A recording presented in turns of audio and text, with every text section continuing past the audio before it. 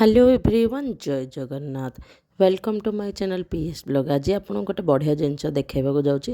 एवं फेब्रुआरी मास चली खरा स्टार्ट हो गलानी बट देखु एवं आंब बौल पड़ा टाइम बट ए टाइम रे मो घर पाखे दुईटा आंब गछ अच्छी से बड़ बड़ आंब है देखो देखा जाऊ ना नाई 1 मिनिट मु जूम करके देखा देखु केते बड़ बड़ आंब देखु इट्स रियली अमेजिंग।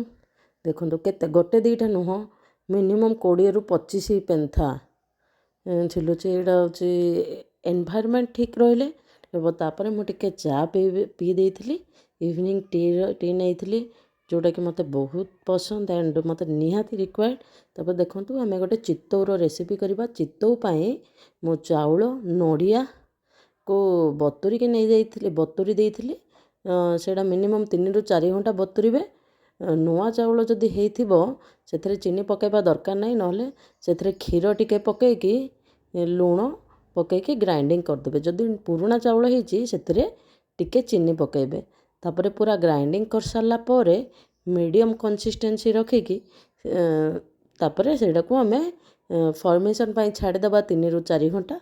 देन देखंतु फॉर्मेशन पाई 3 ରୁ 4 घंटा छाड़देली तापरे 3 ରୁ 4 घंटा पर टिके बटाटा फुली जाइथिबो। बटाटा फुली गला पर आमे सेठी टिके लुण टेस्ट करि नबा देन ठीक अच्छे। तापरे आमको तार कंसिस्टेंट को एडजस्ट करिया पड़िबो। बेसी पानिया नुह कि मोटा नुह प्राय पतला रहिबो बट बेसी भी पतला रहिबोनी। तापरे गोटे आमे पेन रे तेल किंबा घिओ लगे दबा। तापरे एटा होची मेन स्टेप केमती आमे चितौ को गोटे चितौ को आउटर साइड रू इनसाइड को नबार अच्छे चकुलीर जस्ट अपोजिट।